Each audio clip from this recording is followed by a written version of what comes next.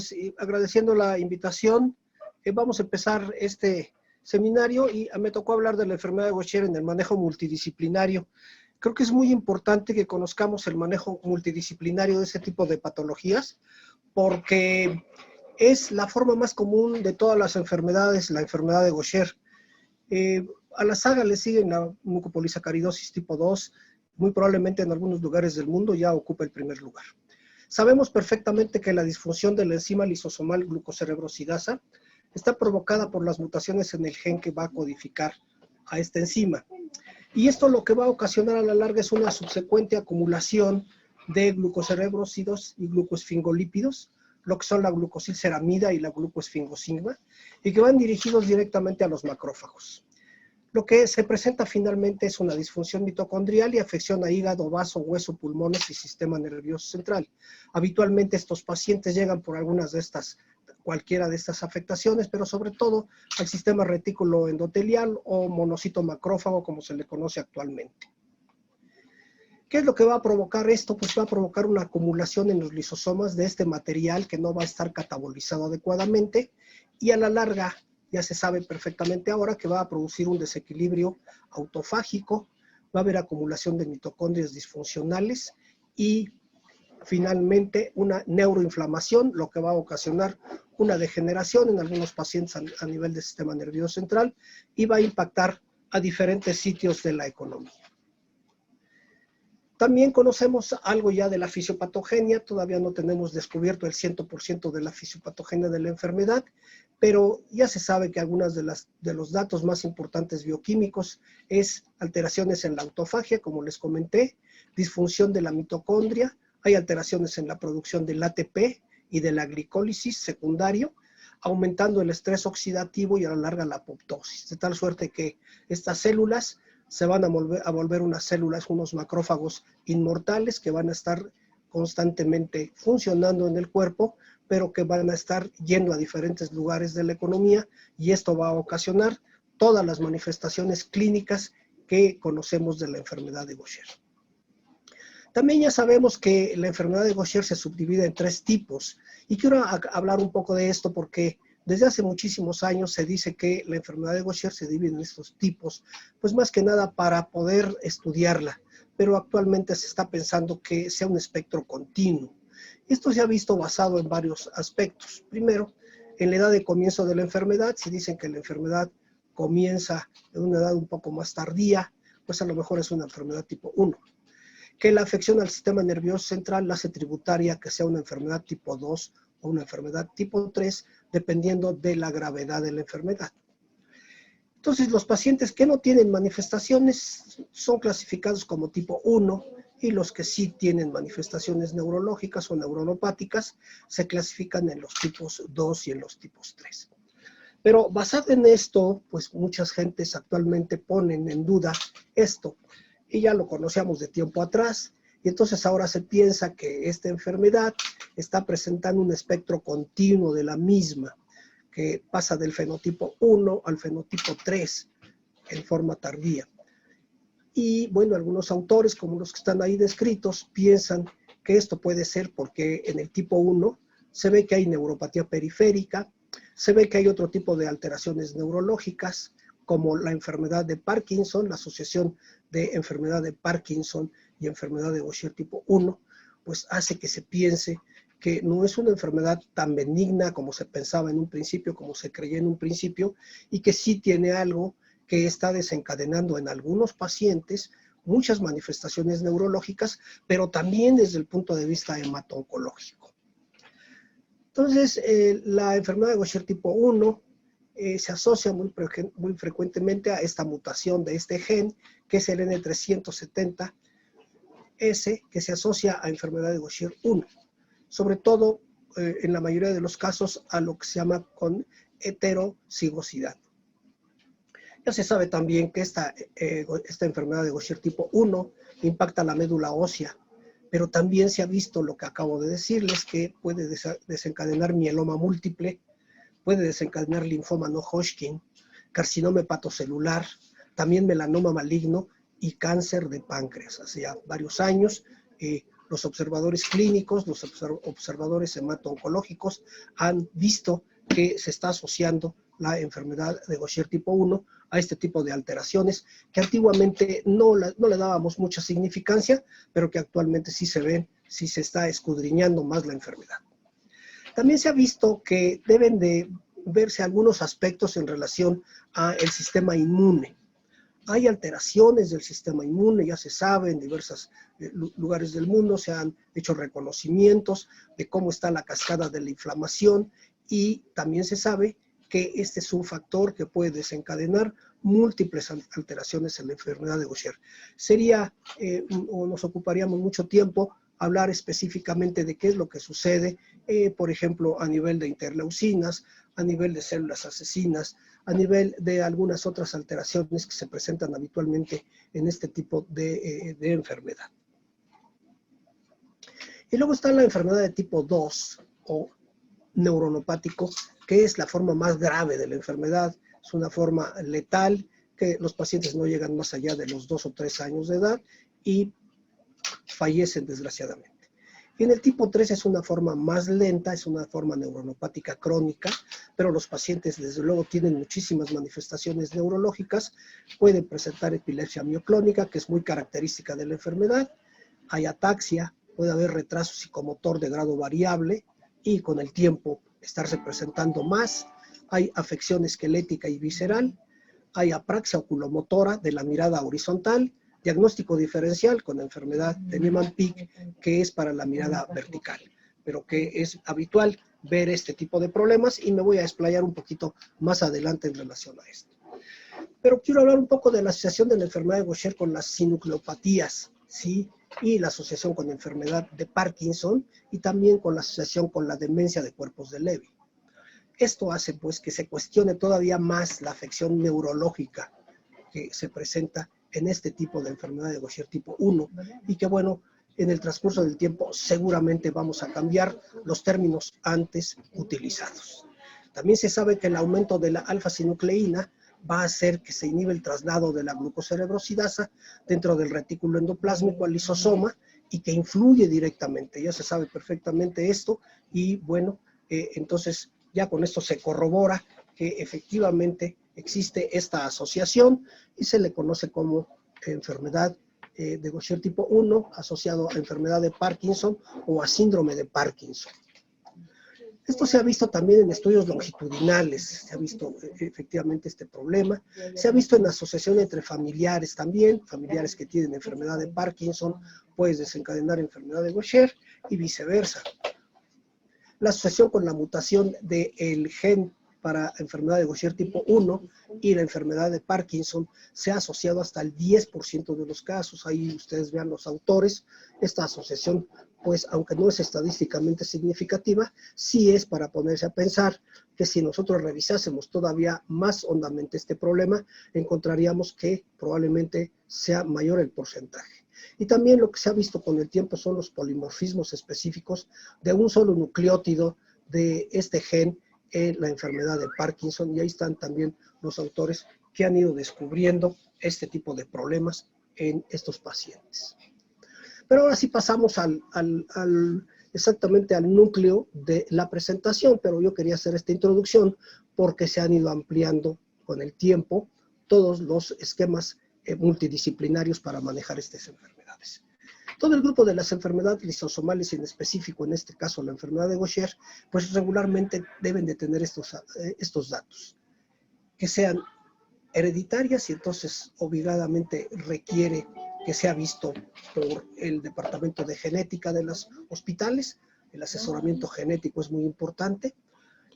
Se sabe que son enfermedades sistémicas y entonces deben de ser vistas por diversos especialistas, vamos a ver ahorita cuáles. También como enfermedades raras, enfermedades crónicas degenerativas, pues necesitan servicios de rehabilitación para que se le haga todo lo que dice ahí exactamente la diapositiva, rehabilitación física, lenguaje, necesitan forzosamente apoyo psicológico, el paciente y la familia, y como son progresivas y a la larga mortales si no reciben tratamiento, pues hay que ver las circunstancias para mejorar la calidad de vida de los pacientes. ¿Cuáles son las perspectivas de estudio de las enfermedades raras en forma general? Pues lo que se tiene que buscar forzosamente en los pacientes es una detección y un tratamiento oportuno. Es importante, creo que es una premisa que se utiliza no solamente para las enfermedades raras, sino para todas las enfermedades. Lo más importante es poder diagnosticar a la enfermedad y darle el tratamiento, si es que existe, lo más oportunamente posible para que este tipo de pacientes pues no tengan las secuelas a la larga que tienen todo este grupo de enfermedades raras. Como ya mencioné y lo seguiré comentando, dan de una atención integral y multidisciplinaria al paciente.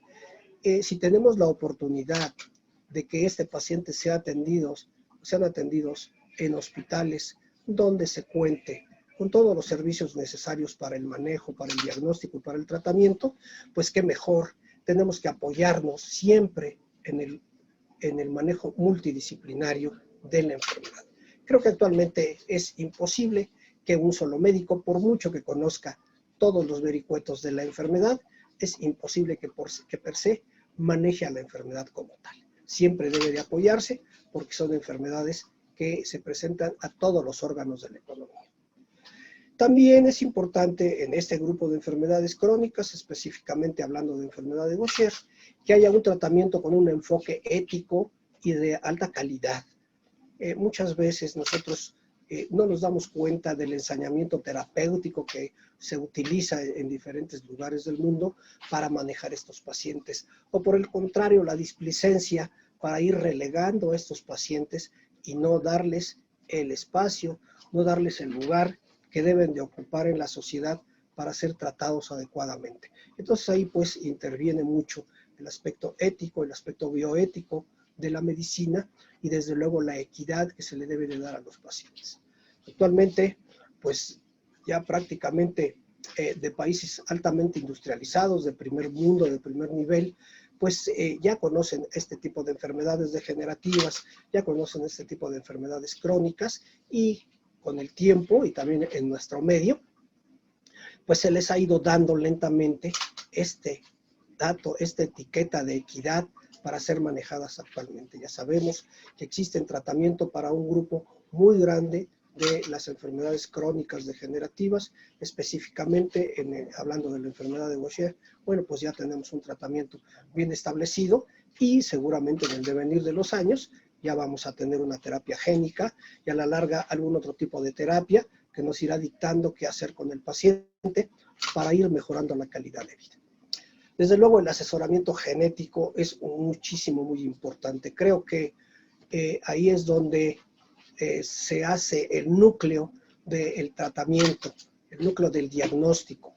El asesoramiento genético, todo médico que vea a un paciente que tiene algunas de las características clínicas de las cuales vamos a hablar más al rato, veremos que forzosamente deben de ser vistos por un genetista para poder manejar el aspecto genético y desde luego quitarle presión a los padres, porque muchas veces están siempre en la angustia de qué está pasando en el demás núcleo familiar. También detectar el riesgo de recurrencia de la enfermedad genética en las familias. Es importante lo que acabo de comentar. Entonces, regularmente llegan los familiares y nos hacen el comentario, por qué se está presentando, quién de los dos es el que tiene el problema y lo está heredando a los hijos. Y bueno, hacer este consejo genético adecuadamente creo que es muy importante.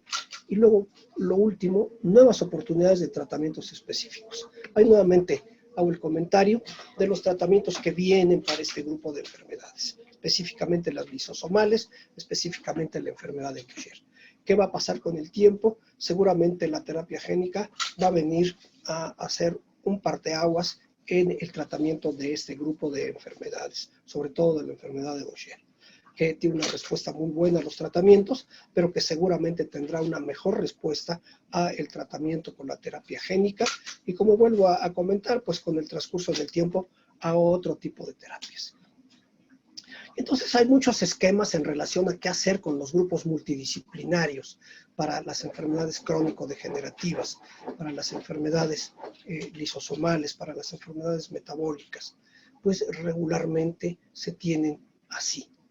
Yo estoy proponiendo para la clínica que yo mantengo, que yo llevo en el Instituto Nacional de Pediatría, y entonces en relación a cómo manejar multidisciplinariamente a la enfermedad, regularmente lo hacemos en el Departamento de Medicina Interna. Somos pediatras internistas, tenemos la subespecialidad, y bueno, podemos ver más rápidamente al paciente y también rápidamente poderlo mandar a las diferentes subespecialidades para que nos puedan ayudar en el manejo, en el diagnóstico y sobre todo a la larga qué es lo que va a suceder con el paciente desde el punto de vista social en los grupos que manejan este tipo de pacientes.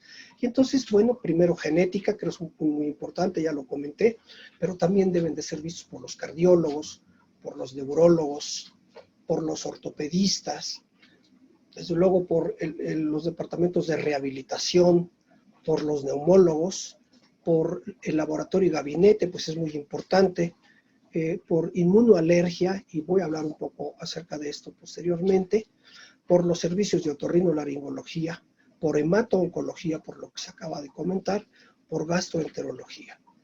Antiguamente siempre estos pacientes, o la gran mayoría de los pacientes, eran vistos por los departamentos o los servicios de hematología, porque llegaba el paciente con hepatoesplenomegalia y anemia, y era muy fácil enviarlos con ellos porque se pensaba en que tuvieran una enfermedad maligna, que tuvieran una leucemia en el paciente pediátrico, que tuvieran un linfoma. Y actualmente con los oncólogos, por lo que también ya se ha visto las enfermedades, los tumores sólidos que se pueden presentar en estos pacientes. Pero en el transcurso del tiempo se ha visto también que los pacientes esplenectomizados o los que tienen asplenia, los que tienen problemas disfuncionales a nivel del vaso, de los sistemas macrófagos monocitos, empiezan a presentar problemas de neumopatía crónica. Entonces es importante que los vean. Rehabilitación también y ortopedia, porque ustedes saben que los pacientes con enfermedad de Gaucher tipo 1, sobre todo en el paciente adulto joven, en el paciente adolescente, pueden empezar a presentar deformaciones osteoarticulares, pueden empezar a presentar fracturas patológicas, y entonces la asociación ortopedia-rehabilitación pues es muy importante para esos pacientes, ortopedia clínica y ortopedia quirúrgica también. Neurología, pues no se diga, las manifestaciones neuronopáticas de la enfermedad hacen que sean vistos necesariamente o que sean estos pacientes revisados necesariamente por los neurólogos. Cardiología también, recuérdense que en las subvariantes de la enfermedad neuronopática tipo 3, pues hay afección a las válvulas cardíacas. Los gastroenterólogos también, porque a la larga estos pacientes empiezan a presentar desnutrición crónica, también son enviados a ellos con el diagnóstico de hepatoesplenomegalia, pensando en que tienen un síndrome de hipertensión arterial. Hay muchas enfermedades que tienen ese síndrome, y entonces empiezan a buscar ahí la hipertensión a nivel de la vena porta, y pensando en que tengan algún tipo de problemas por el estilo. Otorrinolaringología, pues a la larga estos pacientes van a tener que ser vistos, porque no como las mucopolisacaridosis, donde sí es una condición sine qua non que los otorrinolaringólogos vean estos pacientes por la infiltración tan importante que tienen a nivel del cábul. En estos pacientes también en ocasiones es importante que se vean porque empiezan a presentar algún tipo de problemas. Nuevamente recurro al laboratorio y gabinete, pues es sumamente importante que se ha visto o que sean vistos esos pacientes, que sean tributarios, de que sean revisados, desde luego, a nivel del laboratorio y gabinete. Entonces, nuevamente, recapitulando, el asesoramiento genético es muy importante que nosotros lo manejemos, que lo enviemos a las personas expertas, que son los genetistas, para que hagan todo lo que es el consejo genético, hagan un buen árbol genealógico. Ya sabemos que la enfermedad es autosómica recesiva, y bueno, no voy a hablar de cómo se transmite, pero es importante que lo tengamos en mente para que sean vistos estos pacientes siempre de primera instancia por genética. Lo mismo que les estoy comentando en relación a las alteraciones cardiológicas que tienen los pacientes. Paciente que desgraciadamente falleció y que en el instituto, y que bueno, en el material de autopsia nos reportan las alteraciones a nivel de las válvulas, sobre todo de las válvulas aórtica y mitral. Pero también pueden presentar hipertensión pulmonar crónica o hipertrofia del ventrículo izquierdo exclusivamente y dar un cor pulmonar crónico. Entonces, pues es importante. Los cardiólogos del instituto ya están muy avesados actualmente, muy sensibilizados y seguramente de muchos otros lugares de la República Mexicana para estar manejando, para estar diagnosticando a tiempo este tipo de enfermedades. Y no se hable del grupo de las glucogenosis tipo 2 o enfermedad de Pompe con miocardiopatía, porque ahí sí es más fácil hacer el diagnóstico. Hipotonía más alteraciones a nivel del músculo cardíaco, pues se piensa en esa glucogenosis tipo 2. Vean el aspecto que les he comentado desde el punto de vista neurológico o neuroquirúrgico. Retraso psicomotor importante. Esta pacientita que ustedes ven ahí, tiene 15 años de edad, es una foto reciente, tiene talla baja importante, tiene sordera, tiene alteraciones oculares también importantes, tiene crisis convulsivas. La paciente estuvo muchos años en terapia, ha seguido en terapia de reemplazo enzimático. Durante un tiempo se suspendió, la paciente se agravó y pues dejó muchas secuelas. Y ahí tenemos los eventos convulsivos clásicos, las neoclonias, pacientes que desgraciadamente en el instituto fallecieron porque pues ya estaba muy avanzada, son pacientes de enfermedad de Gaucher tipo 2. También pueden hacer por el trismus que presentan tan importantes, por la espasticidad, pueden hacer compresiones vertebrales, fracturas de las mismas, a la larga compresión de nervios periféricos, y entonces también se les tiene que practicar electromiografía, velocidad de conducción, etcétera, etcétera, para saber si efectivamente tienen algún tipo de actividad de ese nivel. 2 pacientes que desgraciadamente por su estado de gravedad fallecieron. Y bueno, lo mismo que les haya comentado, ortopedia y rehabilitación es muy importante que los vean. Hay que hacer una muy buena evaluación del sistema musculoesquelético, y aunque uno como pediatra y ya avesado en esta enfermedad, pues siempre revisa al paciente, es importante que sea revisado por el ortopedista y por el rehabilitador. Corregir posturas patológicas que se pueden presentar. También necesitamos ver los procedimientos médicos y quirúrgicos adecuados para ver qué se va a hacer con estos pacientes, sobre todo desde el punto de vista de extracción o de hacer algún tipo de cirugía correctiva, si hay alguna fractura patológica, necrosis osteoarticular, etcétera, etcétera. Vean ustedes ahí todo lo que hemos visto y hemos encontrado desde el punto de vista de pacientes pediátricos, la evolución de algunos de ellos, y puede ser desde que lleguen por artralgias, como ya fue o ha sido comentado, muchas veces se confunden con artritis reumatoide o artritis idiopática juvenil, y entonces nos los envían con ese diagnóstico a nuestra clínica que tenemos de enfermedad de daño reumatoinmunológico, y pues a la larga vemos que no son esto, o que presentan osteopenia de grado variable, pero a la larga lo que van a hacer son fracturas patológicas, como podemos ver también ahí, o osteonecrosis, o necrosis avascular por infarto crónico del hueso, que va a producir lesiones muy importantes. Se tienen que hacer reparaciones extraordinariamente importantes o extraordinariamente minuciosas para poder corregir un poco de esto. También se puede ver lo clásico, lo que se conoce con el eufemismo de deformidad en matraz de Erlenmeyer, que es muy clásico estar viendo ahí a nivel de las hipófisis, de las partes distales del fémur. Entonces, así lo podemos ver. Pero ya les comenté que en un principio no sabíamos, cuando empezamos a manejar la enfermedad ya hace muchos años, más de 20 años, y bueno, se metían a cirugía para hacer esplenectomía, y pues los pacientes a la larga van a hacer neumopatía, sobre todo en el sexo femenino, que se presenta un poquito más importante.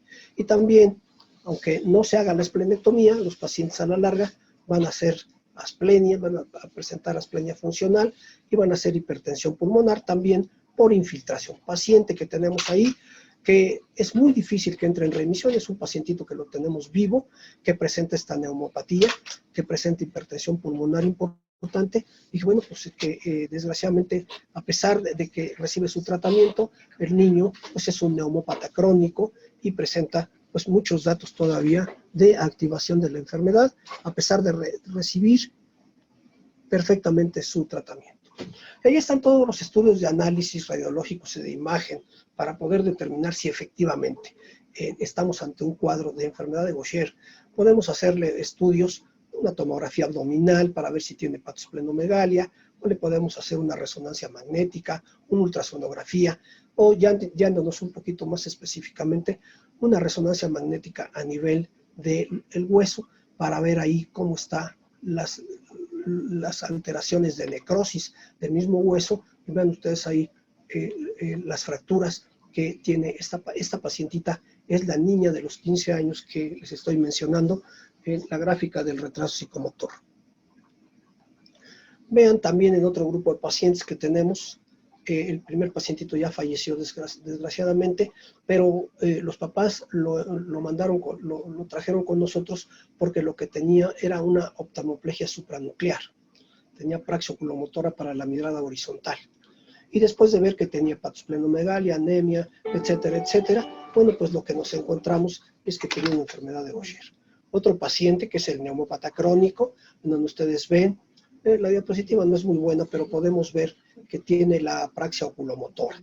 La pacientita, nuevamente la quinceañera, ven ustedes la praxia oculomotora tan severa que tenía, ya se le practicó una cirugía correctiva, y bueno, pues aparentemente ya no tiene ese tipo de problemas, pero lo tuvo, y bueno, desgraciadamente pues quedó con un poco de inestabilidad a nivel de la visión, y se ha asociado también, como les comenté, a el problema que tiene a nivel de oído, y que son vistos por los audiólogos, por los otorrinolaringólogos, porque hemos visto por ahí en la literatura que se puede asociar también la enfermedad de Gaucher a este tipo de problemas.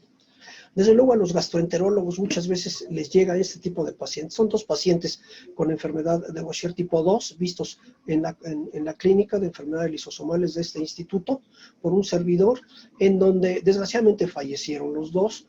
Son hermanitos y presentaron una enfermedad de Gaucher tipo 2 muy severa. Ustedes la hepatosplenomegalia tan importante. Fueron enviados a gastroenterología porque se estaban sospechando que tuviesen problemas de hipertensión portal, hipertensión de la vena porta, pero no, ya cuando se les practicó otro tipo de estudios, bueno, pues ya estudios confirmatorios hacen que se diagnostiquen como enfermedad de Gaucher. Y lo que les comentaba de que durante mucho tiempo estos pacientes fueron vistos hasta la fecha siguen viendo los hematólogos a estos pacientes, pero bueno, pues ya se ha hecho un poquito de diáspora, ya no nomás los departamentos de hematología, sino ya prácticamente a todos los departamentos de los institutos o de los hospitales de primer nivel, pues llegan los pacientes ya con un diagnóstico que se puede hacer mucho más fácil que con una biopsia de médula ósea en unas gotitas en papel filtro. Y ahí lo que había comentado, asociación de mieloma múltiple, del linfoma no Hodgkin, del carcinoma hepatocelular, del melanoma y del cáncer de páncreas. Antiguamente, durante mucho tiempo, nos enviaban a los pacientes porque les pedíamos a los hematólogos que le hicieran su biopsia de médula ósea. Ahí están las clásicas células de Gaucher, tanto en médula ósea como a nivel hepático.